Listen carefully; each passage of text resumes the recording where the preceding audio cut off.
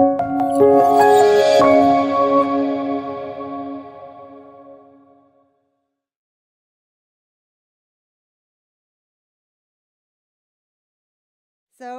it's very fun to be here, and I actually was in Madrid once 20 years ago, but then I was doing an interrail, and I would say I was in a completely different income bracket at that time. So it doesn't look the same, and most likely it's because I'm actually in a very nice room, and I was not at that time. So I come from the Gapminder Foundation, and we founded the foundation back in 2005. And our mission statement is to work for a fact-based worldview that everyone can understand. So this is Ola, my husband, Hans, my father-in-law, and me. And we work with more people, of course, but we were the ones founding it together. And basically what we're trying to do is to make this kind of information, statistics that people usually think is pretty boring, we try to make it a little bit more easy to understand. So we've been doing different kinds of talks and documentaries, and it started by doing this animating statistics, and we also improved the search. So when you search at Google, you can get instant visuals like that. But what we figured out after a while was that it felt like it was not enough, because when people are searching on internet, they can get answers to the questions they have, but the questions they have are very often very small. I mean, you are wondering about one specific thing, and you will get an answer on that, but what if it's the wrong question, or how can you get the overview correct? So we decided to go back to Gapminder and actually continue trying to develop material to give the broad overview. And we were asked several times whether we would like to write a book. And honestly, we were very negative, because we were always saying that books, that's so that is what people used to do. Nowadays, we can do it in much better ways. So we were doing this animating statistics and stuff, and we thought that was pretty good. But we had a gradual growth of frustration, because we felt that people didn't really get what we were trying to say. So finally, we thought maybe we need to try to write a book anyways. And we decided to do that. And this is what the book looks like in English, and the Spanish version, pretty close. Different colors, but sort of the same theme. So we wrote the book, and it's now available, or it's signed to be available in 37 languages, I think. And now it's available in 13 or something. So it's pretty surprising how big effect a book can have. So most of you probably know it, and I mean, I have been reading a lot of books, but I didn't really think that what we were doing would actually fit in a book. So I'm a bit surprised myself, I have to say. So we started the book by asking these knowledge questions that you heard about just recently, and some of you have actually answered these questions. So it's 13 questions. This is one of them. Global climate experts believe that over the next 100 years, the average temperature will get warmer, stay the same, or get colder. And get warmer, I would say, that is what the research community is more or less agreeing on at the moment.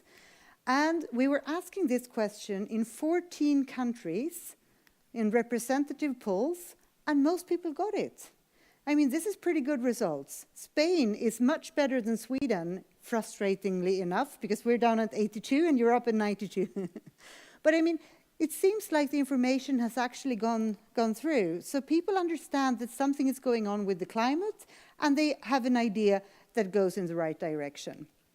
And looking into your result here, you're also getting there. You're close to that too, right? But when we look at other questions, like this one, how many of the world's one-year-old children today have been vaccinated against some disease? A question about something different in the world, we have the question, or the answer alternatives, 20, 50, and 80%. Pretty big difference between these three. 80% is the correct. Actually, it's 88, but we rounded it down so no one can say that we are trying to exaggerate this one. And when we look at the result here, it looks completely different. Here, only 13% of the Spanish people answering got it correctly. And just imagine, as you heard just before, imagine that we did the same question at the zoo, asking a chimp, giving them 3 bananas to choose from, A, B, and C. They cannot read, they cannot write, they cannot know the intention with the question, and they should end up here. 33% correct. 1/3 should be right just by picking randomly.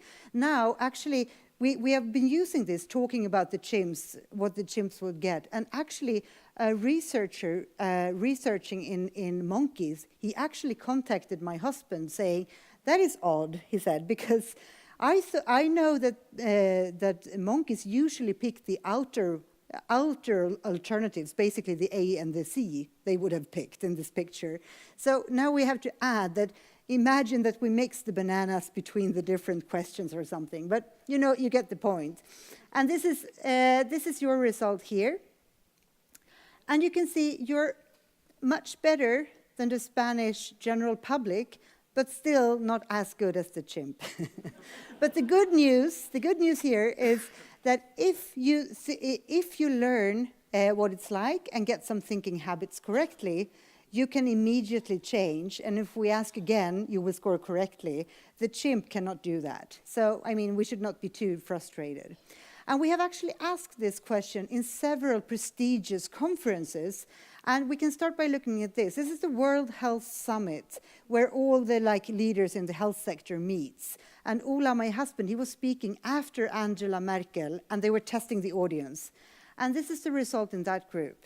27% got it right. You were better than them, and they are actually in the health field, you know. We went to the Davos meeting, 18% got this correct. We went to the Lindau meeting, where Nobel laureates in medicine and some high-achieving, you know, specially selected medical scientists meet. 8% was getting it correctly. And then I saved the best one for last.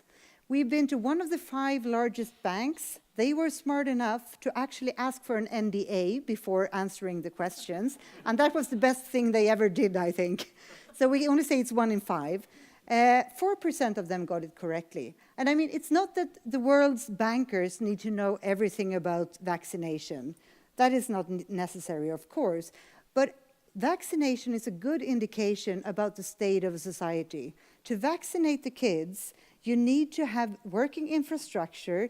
The mothers need to be able to read and write to get the kids to the right spot at the right time. I mean, it's a lot of things that actually has to be in place. And you need a cold chain, and you need customs that are working, and so on. So, I mean, a lot of things has to work. And most likely, people are underestimating how far the world has come in many places and misunderstanding that. Oh. We were fiddling with the sound previously, so I thought I was going to see some sound fiddling, but never mind. So for the audiences, we asked this question in these 14 countries. This is the results question per question. We asked actually 13 questions, but we only keep 12 here. And the reason is because everyone are basically scoring correctly on the climate question, and they're scoring completely bad on all the others. So we keep all the others and skip the climate one. It's most like a control question. So here you can see how many got different, how many points, basically. And we can see that this is a weird color, I have to say, because it's red on my machine. So it's supposed to be a red, you know, thing, whatever. 15% got 0 correct answers. And just imagining you have 12 questions, A, B, and C, and being able to score 0 correct, it's pretty impressive in its own way. And then you had the others like this. And just remember, this is where they would have ended up if they would have closed their eyes, not reading any of the questions. So we have a skewed shape here. And one person got 11 right, and no one got 12. So this is what we have to work with, just showing. And all the light yellow here should be red. I don't know why they are light yellow. So let's hope it doesn't screw up with the rest of the imagery later on. So actually, it was only 10% that were better than the chimp. And I think that is pretty disturbing in a knowledge-driven society where people are highly intelligent and highly educated. So what about you there? Well, this is the shape of your mountain. You can see it's a much better position where we have people being spread out all over, and we have some people actually scoring 11 and 12 correct. 48% actually better than the chimps. So that is, that is pretty impressive. And I guess that all of you can imagine that you are the ones being on the right side. So congratulations. So how can we be so wrong about the world? Well, YouGov was asking this a bit weird question to the public, asking, is the world getting better or worse? And generally, you can see that people are usually saying it's getting worse. In Sweden, only 10% were thinking that the world was getting better. So when you have a question in front of you about the state of the world, and you think that the world is getting worse, you will pick a result that goes with your worldview, right? But when we look at the data, there are actually a lot of things that are going well. Slavery is going down, deaths from disaster is going down, lead in gasoline is going down, fewer children are dying, it's less likely to die in plane crashes, we have more movies to choose from, more kids being immunized, we have more music to choose from, and bigger portion of the world area is protected nature. So there are a lot of things happening, but when we look out the window, it's pretty hard to see, right? So how do we learn about the world? The most common way is, of course, to watch the news. So what do we see when we watch the news? We see disasters, wars, refugees, we see horrible diseases, paradise beaches, cute animals, and exotic cultures. And then we take those fragments, and they are all extraordinary, because otherwise they wouldn't be news. And then we try to build them into a worldview, but that worldview will, of course, be a bit weird, since it's only showing us the exceptions. So instead, we would recommend to think of the world as a street, where you have the poorest to the left, the richest to the right, and everyone in between. This is the 7 billion people of the world. And when we have asked Swedish general public and Swedish students where they think they belong, I mean, this is basically the income distribution of the world, right? They would say they are somewhere in the middle, belonging to this group. But by just being in Sweden, you are actually going to be on top, right, in the richest group. So how can we understand the world? We're looking out the window, not much is happening. We're looking at the news, we see all these bad things happening, and we think we are in the middle of the world income distribution while we are at top. Pretty hard. So we decided to develop a tool that we call the Dollar Street. And what we do there is basically that we send photographers to homes all over the world and look at everyday life just to compensate for the bad images in the news. And we look at everyday things people are doing. And it looks like this, and this is why I wanted to have the internet, because I wanted to go here briefly and just show it to you. Everything we do, by the way, is usually free for anyone to use. So just go there and grab it. This is Dollar Street. And you can see at the top it says families in the world by income. And then we can scroll down and see the families we have visited. So we've ordered the families from the poorest to the left and the richest to the right and the other ones in between. And the cool thing now is that we can go here and we can, for instance, look at their beds. And then we can just click and choose beds and see what beds look like at different incomes in normal homes, you know, to compensate for the dramatic imagery in the media. And the Swedish students who said that they were in the middle, then we can just scroll here to see what life is like in the middle. So now we zoom in on middle income beds here. And we can see these are not very typical Swedish bedrooms. We can take the whole segment and drive it down here and look at the poorest end. And the Swedish students would not recognize this either as being their beds. But when we take this one and we scroll up here, it will start to look more like a typical Swedish bedroom, but we see bedrooms from China, Ukraine, South Korea, United States, India, and so forth. A lot of different countries, but similar conditions. My favorite is, of course, to look at toilets, because you're never supposed to. But we can do it here, and we can see here the preference seems to be a water flushing white toilets in most cases. But remember that we are at the top of the world income distribution, so we can zoom out, and then we will get much more representative imagery of what toilets look like in the world. So basically, we can browse everyday functions, something like that. But not everything works. We also need to look at functions. Maybe someone recognizes this guy. We also grab imagery of toothbrushing, for instance. So here we have Bill Gates. He sent this imagery when he's brushing his teeth, because he had seen this one previously. So here we have people brushing their teeth in different countries, but they are all using a plastic toothbrush and toothpaste. And as we go down, we can see everyone are doing basically the same thing, right? We all need to brush our teeth. Some are very serious when they do it, but it's the same activity. It's a human activity, actually taking care of our teeth. But when we come down to this very poorest end, people cannot afford the plastic toothbrush anymore, and we will start seeing people using a stick or a finger or something. So in the Dollar Street, we tagged this image as her wall, but also as her toothpaste. So we can look briefly into what different homes look like. Here we have where people live in the US. It's in the right end, in the richer end of the income of the Dollar Street. And we can go and see a family, the Howards, their house, and we can look at the family in the poorer end of the US income distribution, the Hadleys. And then we can go and see directly their cutlery drawers and see the difference within countries, right? And we can add another family, and we can see it for 3 different families. And we can see the sort of gradual improvements in the cutlery drawers, or in the kitchen sinks, or in the living rooms. We can do the same in China, 3 families, their houses, their sofas, and their stoves. Because very often when we think about the world, we talk about how people are doing in other places, like their culture is to do this or that. But looking at this one, we can see they have completely different ways of solving the cooking, of course, depending on what income level they are on. We can compare 2 families, neighbors at the Dollar Street, but not in real life, the Woos and the Howards, and they have bedrooms that look pretty much the same. They have similar brown leather sofas. They have similar place structures outside. Both are made in China. And then we can go down, and we can go to the other end, and we can see 2 houses, neighbors at Dollar Street in Nigeria and China. These families doesn't look to have much in common, but they have the same kind of ceiling, same kind of sofa, storing their grains identically. Both are going to have fish for dinner, and they are boiling their water in identical manners.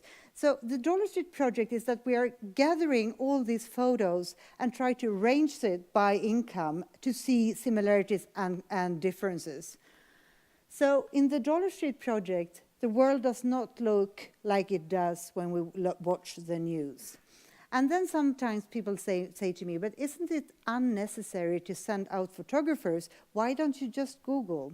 Well, this is what toilets, if I Google toilets or beds or stoves, it's not that these are wrong, but it's not a representative imagery. This shows what the richest 10% either have or aspire to get. It doesn't give us a worldview.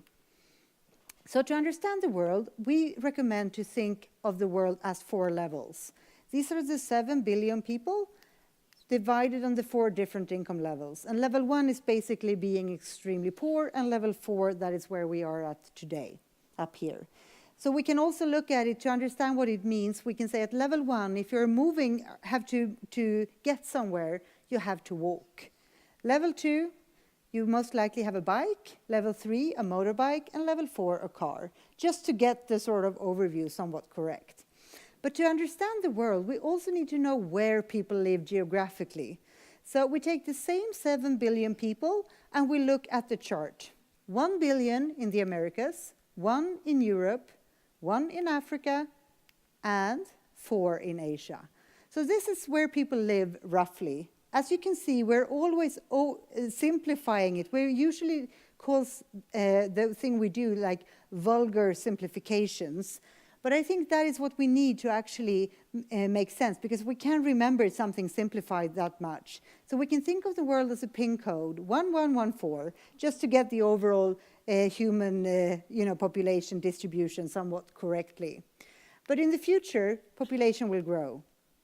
And according to the UN, this is what will happen until year 2100. We will have a lot of more people in Africa, some more people in Asia, and no more people in neither Americas or Europe.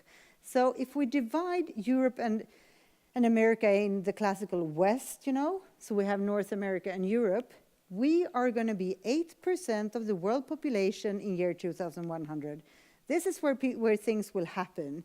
So I think it's important to already now start being a bit careful with how we are treating people around us, because we are not going to be a majority. So we will be hoping that they will give us some chances to be part of decision making, right?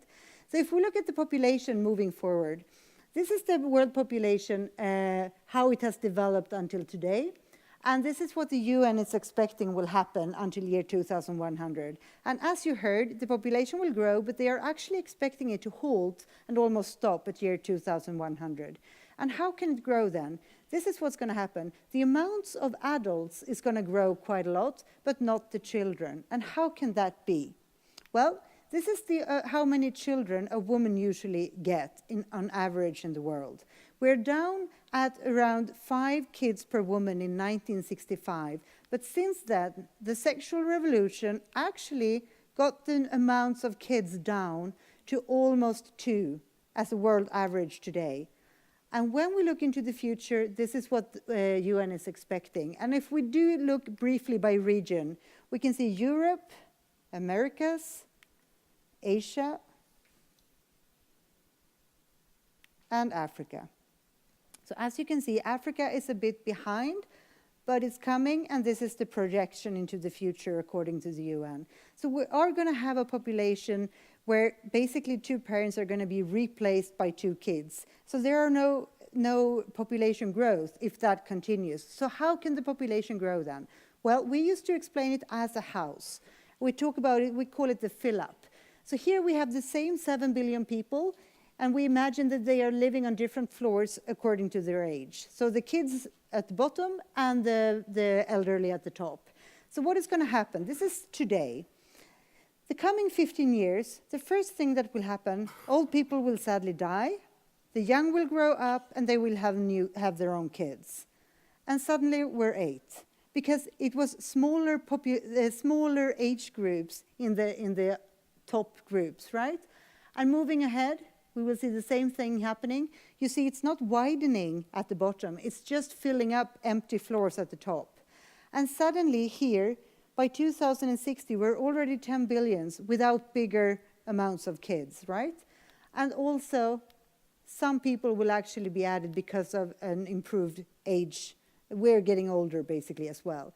So something like that. So it's not very hard to understand, but it's not totally intuitive either. Who knows who these guys are? Anyone? A few, good. Because these guys are the CEOs of Microsoft and Google, and the interesting thing here is that both of them are born and raised and educated in India before actually becoming the CEOs of these global corporations. And I think it's an interesting and important thing to recognize, because we tend to still think that everything European or North American will be sort of the center from which everything else is around. But that is starting to change. So looking at the world here, we can see where the people live, and on different income levels, this is what the world is like today. Most people are Asian, and they are living on level 2, just to understand briefly. But moving ahead into the future, this is what's likely going to happen, that more people will be on level 3, moving up, fewer people on level 1, and basically having a movement towards the level 4 corner. So in the future, we will have a lot of Satya and Sundars actually in charge of the corporations. So to understand the world and to beat the chimp, if we're going to do the test again, how could you get better results? Well, first of all, you do need some facts and frameworks, because if you have them, you can guess more accurate. But you also need to find ways of controlling your instincts. So the book, Factfulness, we have divided into 10 chapters, 1 chapter per instinct, because we're talking about 10 dramatic instincts. And then we're looking at the world from there. And the book is trying not to be very academic, it tries to be a handbook. And it's all about these factfulness rules of thumb. So I'm going to go through them very briefly. First, we have the gap instinct. And that is that we see huge differences, and we tend to look at things that are far apart and in conflict, like we and them, poor and rich, and so on. But every time we see that, we should remind ourselves that we have to locate the majority, because the stories are almost always about the exceptions and the outliers. So we cannot get a worldview based on these outliers. We need to remember that the majority is seldom mentioned. Then we hear a lot of stories about negative things. It's just getting worse and so on. But then we should remind ourselves, would an improvement get publicity? Most likely not. We never see this. Yesterday, all trains were on time again. I mean, it's not the way we communicate. And then we have the straight line instinct. If we see a line like this, our brains will fill in the blanks, will continue the line into the moving ahead. But the problem is that very many things are not behaving like that. So it's enough actually to remember that many lines bend. You have a lot of different types of correlations. So, and then we have a lot of stories being driven by fear, and our dramatic instincts are thinking, help, help. But maybe the crocodile is a key, right? So we have to calculate the risks. When we see a spider, a lot of us are being very afraid, but actually it's going to be the car who kills us, because traffic is usually a bigger risk than the spider, right? And then we have the size instinct. We hear about problems. It's a huge problem, but we have to remember that we need to compare and divide. Just a single number do nothing. UNICEF were publishing this number. In 2016, 4,489,000 infants died. And I mean, that is a horrible number. Horrible, horrible. But 2015, it was worse. And 1950, it was much worse. So we have to remember that even if a number is bad, like the 2016 number, it can still be better than it used to be. It can be bad and better at the same time. We have the generalization instinct. They are all the same. We tend to do these groupings that are very intuitive, but sometimes dumb, you know? Here, I think all of us have seen these rubber boats trying to come to Europe, and some of them actually get all the way. And I saw a small news article that I actually liked. I was at Gran Canaria at the moment, and I was reading the news, and then I saw this one. One of these boats actually managed to get over the sea, and they hit the shore. They were in Europe, but accidentally, this is where they hit it. They went to the nudist beach at Gran Canaria in Maspalomas, and I just imagine were they prepared? I mean, they were dreaming about getting to Europe. They were risking their lives to come here. And the first Europeans they see are pink nude men with hats. I think maybe that was their goal. Who knows? But maybe not, right? And then I think it's very fascinating because in their view, these were the first Europeans they met. So most likely, you know, it's forming their image of what is a typical European. Then we have the destiny instincts. It will always be like this. We tend to think that religions and cultures and so on are static. So they will be as they have always been. But then we should remind ourselves that most things are actually changing constantly, but so slow so we tend not to recognize it. We are also driven by this single solution, that we have our ideological views that we are using when we're looking at the world. And with this ideology, we tend to look for supporting facts for the beliefs we already have, rather than going the other way around, looking at the facts and trying to figure out what is the proper ideology to put on it, right? So we do need a toolbox to make smarter decisions. And then we love to blame. We love to find someone to blame. When we see a problem, we're looking for someone to blame. And that's a very common thing. But there's a huge risk that we stop thinking and stop being constructive when we do that, because there are usually more complex explanations. And with the final one is the urgency tendency, that we are driven by a feeling that it's now or never. But we are saying that remember that we can usually take a small step at a time, because very seldom we have to do these huge steps at once. And when we're doing them, if we are very emotional, there's a risk that we're going to do the wrong things. So basically, it's a set of thinking habits that we have formed. It's a very pragmatic and practical handbook in that sense.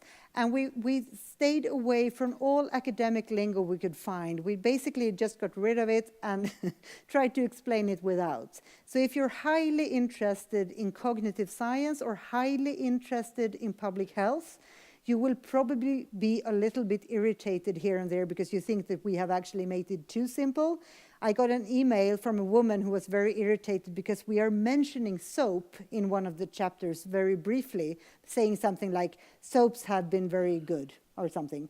And she was writing, yeah, but there are so much things to say about the soap. Didn't you oversimplify it? Yes, we did. If you're interested in soap history, I think one sentence is very little. But what we're trying to do is to actually get this overall picture together.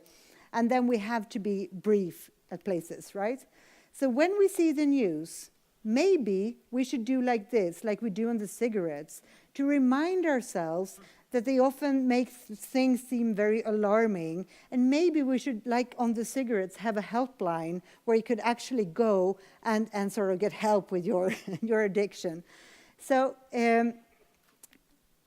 what we have done at Gapminder then, the test you took, we have actually been doing that as a certificate to the news stations in Sweden, several of them. We've been there and taught them, and they had to do the test before we met, and they got horrible results. And then we spent a few hours with them, and they redid the test, and they scored 100% correctly. So we certified them. We did the same at a lot of schools, and this is my favorite. This is a new social entrepreneurship hub in Stockholm. And we learned, actually, we heard that someone told us that what they do when they are hiring people, they are asking for their CV, of course, to see what they've done before. But they are also asking for a diploma to prove that they actually managed to answer our questions correctly. Because, sorry, now I'm going the wrong direction. Because if you go to our website, and if you're answering the same questions again, I can go there, one sec, let's see here. If you go to gapminder.org, here, we scroll down, you see take the Gapminder test. If you click there, you will have the same test on our website. If you score all correct on all the questions, which you will eventually, and we will not record, we have no idea who you are until you're done and have the answers correctly. If you score correctly on that, you can actually just send your email and we will reply and you will get a personalized diploma so you know that you have passed and you can also have your diploma. So that I would recommend. You would probably pass now. So if you have more questions, you can always, I'm going to stay here and you can ask questions here, but if you have more questions beyond that, you can always contact me at anna@gapminder.org, or you can go to gapminder.org or dollarstreet.org. And everything we do is free for anyone to use. And for Dollar Street, we need more homes. So if you have a home that you would like to add to the Dollar Street framework, you're more than willing to do so too. So thank you for having me, and you can follow us on these different addresses, for instance. Thank you so much. So should I stay here or should I go down? Stay. I stay. Oh.